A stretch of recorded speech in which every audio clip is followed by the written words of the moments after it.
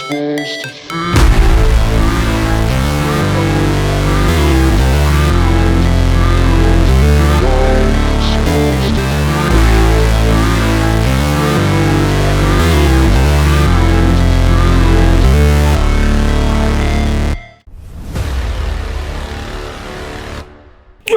back to Siput Hutan, and this content is brought to you by GNT. Jadi buat kalian semua yang mau kirim-kirim barang, sudah pasti kirim-kirim barang itu adalah sesuatu hal yang lumrah di era-era sekarang kayak gini. Jadi kirim-kirim barang, terima-terima barang itu sudah pasti sesuatu yang jamak terjadi. Nah, buat kalian semua yang suka melakukan itu dan pasti melakukan itu, kami menghimbau kalian semua untuk menggunakan GNT, ya. Pastiin juga kalian menggunakan aplikasi seperti ini. Ya, jadi dengan aplikasi seperti itu kalian bisa mendapatkan poin yang nantinya bisa kalian tukar hadiah. Hadiahnya banyak sekali macam-macam. For further information and detail, kalian bisa buka di link deskripsi yang terlampir. Check it out. Rian kembali berulah. Kenapa? Jadi kemarin dia sudah main RC ini. Jadi ini kan RC-nya Rian ya. Kalau kalian udah pernah lihat, ini adalah RGT Stormtrooper ya. Jadi si RGT Stormtrooper atau Kung Fu Panda, bilangnya Kung Fu Panda. Ini udah sempat dikirim sama Siput Hutan ke Rian dan sudah dibuat main, ya.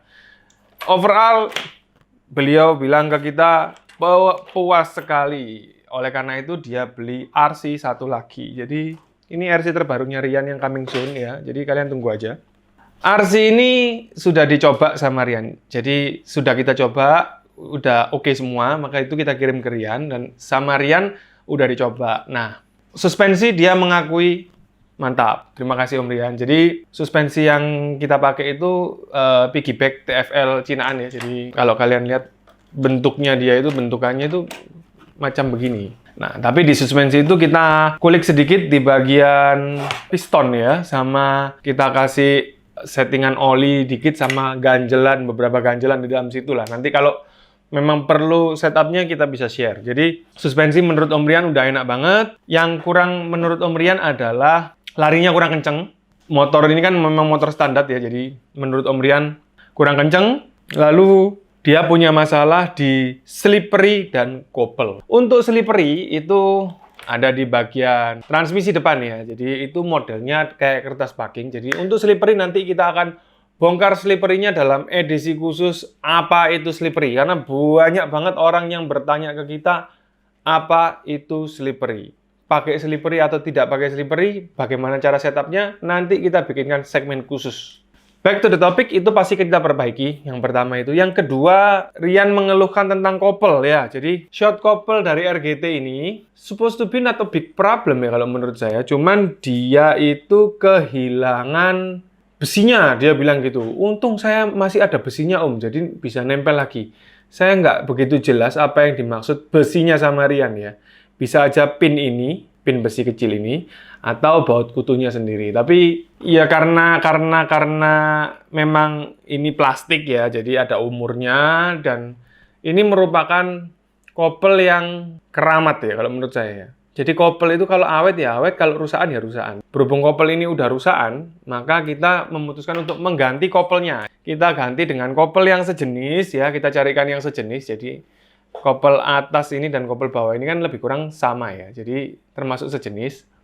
Hanya panjang kopelnya yang beda. Oleh karena itu, di kesempatan ini, jadi kopel yang panjang itu kita potong, kita pendekin, dan untuk mendapatkan hasil yang baik, bagian giginya itu yang masih panjang di depan kita mundurin ke belakang lalu kita las ulang jadi seperti ini ya. Bisa dibilang effort ya, iya effort. Diganti perlu atau enggak?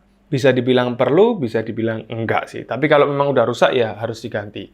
Lalu semua baut-baut kopel-kopel ini kita ganti dengan baut kutu yang panjang. Kutu yang panjang itu gimana? Jadi baut kutu yang panjang itu seperti ini sobatku. Bagaimana cara menginstal baut kutu panjang? Kalian bisa langsung beli ya. Tetapi untuk memakainya kalian harus melakukan pengeboran di setiap as. Karena asnya transmission, terus asnya transfer case itu tidak lubang. Jadi kita harus membuat lubang di as itu sehingga baut kutu yang tadinya kiri kanan sekarang bisa diganti dengan satu dan tembus. Tentu saja dengan menggunakan Loctite ini akan sangat sulit sekali dibuka. Pertanyaannya ada yang bilang, kok berani Bang pakai Loctite? Iya, karena melihat aksi Om Rian ini kelihatannya mainnya barbar ya. Jadi couple ini sampai masalah itu kan berarti kebarbarannya dia itu patut kita apresiasi. Dan Om Rian ini juga tipe climber ya, jadi ini tadi itu enggak sebagus ini ya, penyok nggak karu-karuan.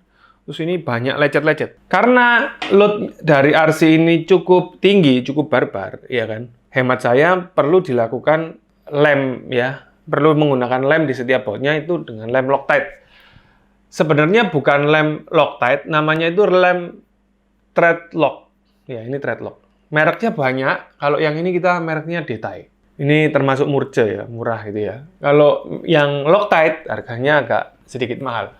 Lebih kurang sama untuk fungsinya ya. Jadi fungsinya itu adalah menjaga baut yang terpasang di dalam drat. Jadi dia itu ditetesin sedikit aja di dratnya, lalu kalian masukin ya. Fungsinya apa? Fungsinya adalah mencegah baut untuk kendor. Ya, jadi harapannya baut itu lebih ada resistannya dan bisa terpasang dengan lebih lama. Apa aja yang perlu di Loctite? Banyak. Bagian perbautan atas ini perlu di Loctite. Bagian as roda itu yang ada murnya itu ya, itu kalau boleh di Loctite ya, kasih Loctite sedikit bagus. Terus bagian baut-baut kecil di dalam bedlock, itu jangan kalian Loctite ya. Kalau yang ini jangan.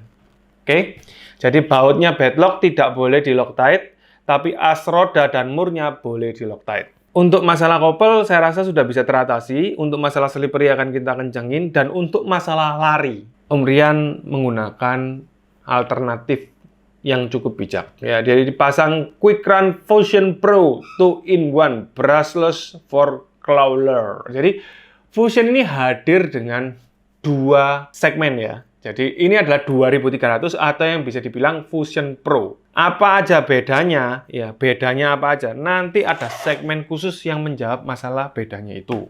Untuk singkatnya bisa coba saya buka sekarang ya, biar kita bisa lihat gitu loh.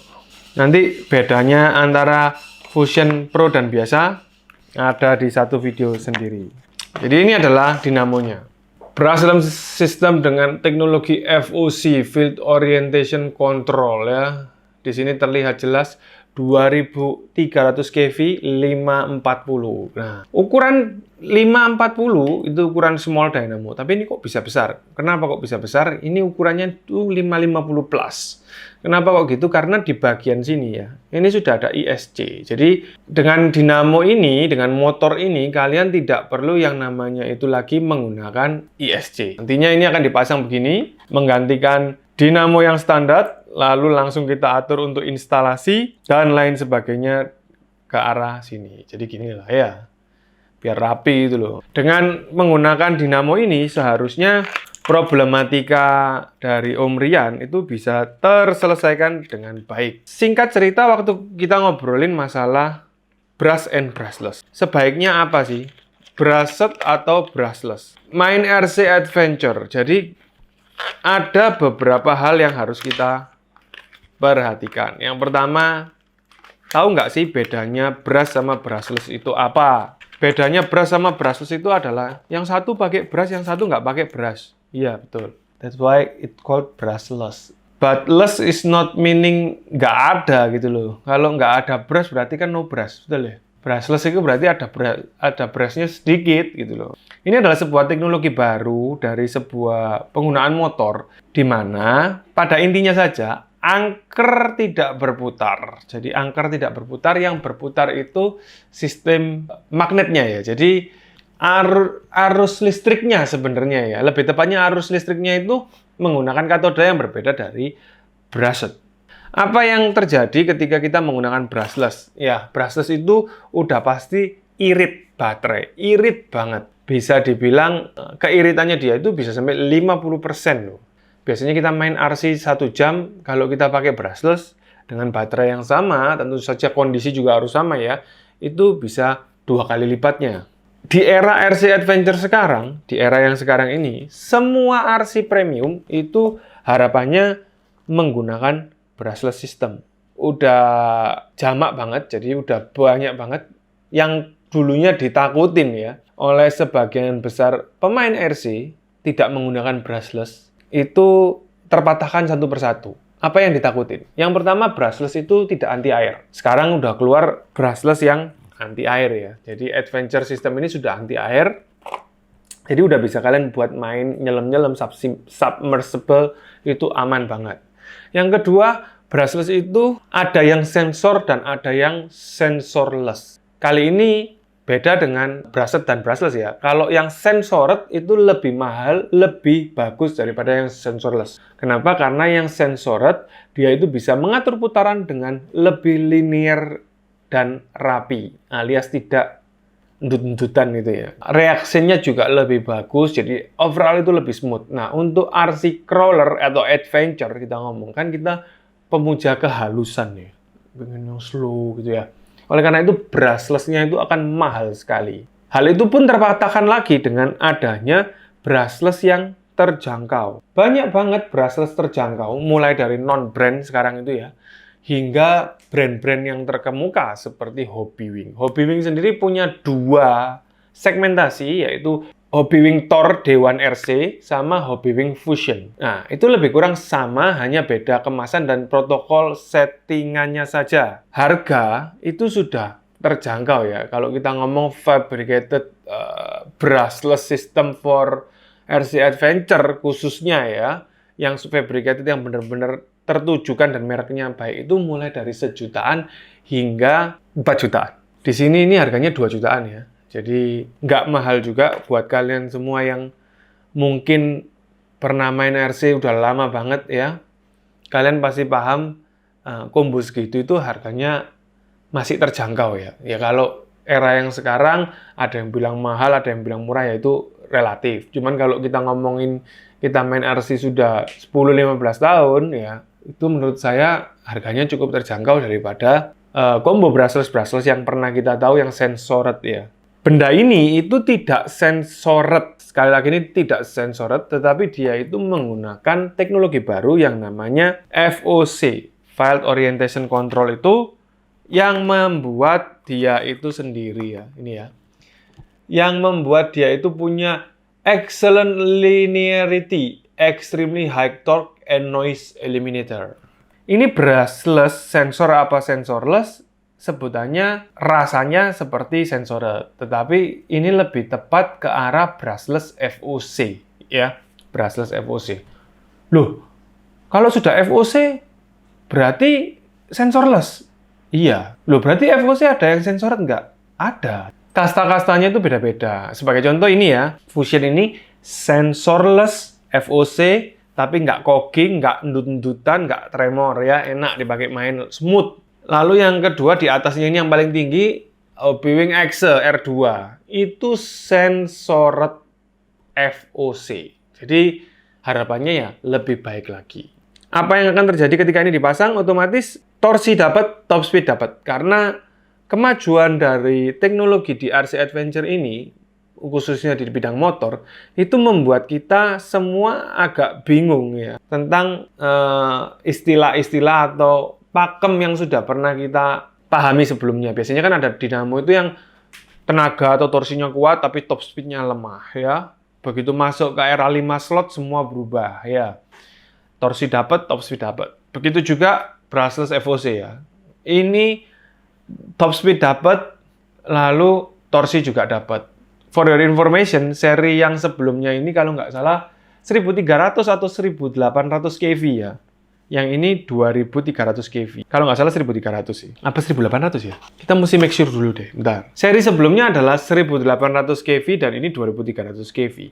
Saya pernah coba 1800 kV. Menurut saya itu lebih cepat daripada dinamo brushed antara 27 sampai 35T. Itu lebih cepat 1800 jauh. Apalagi diganti 2300. Tentu saja ya lebih cepat lagi. Jadi bisa dibilang jatuhnya pasti ngebut.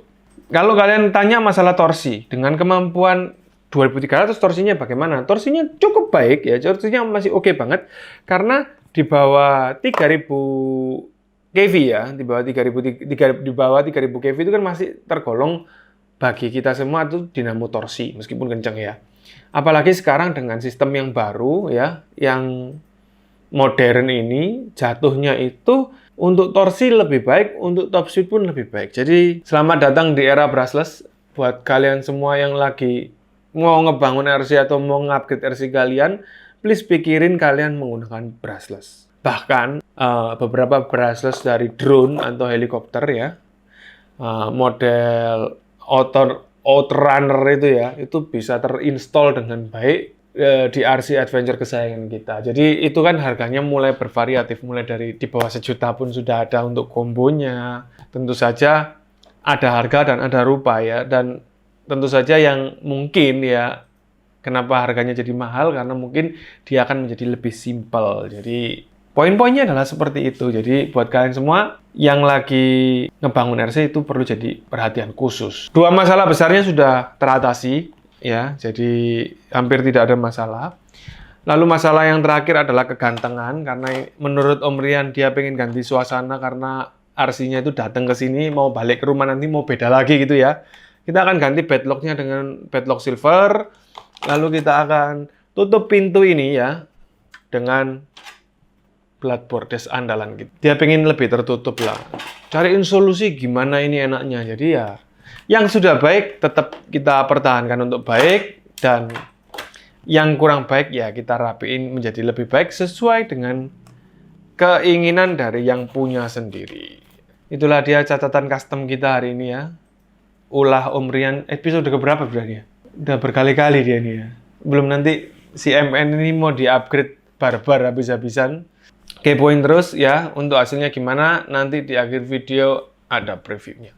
Terima kasih buat kalian semua yang udah nonton. Pastiin kalian subscribe, nyalain lonceng kita supaya nggak ketinggalan update dari kita, and leave a comment for every single question. Semua pertanyaanmu pasti akan dijawab. Terima kasih and bye-bye.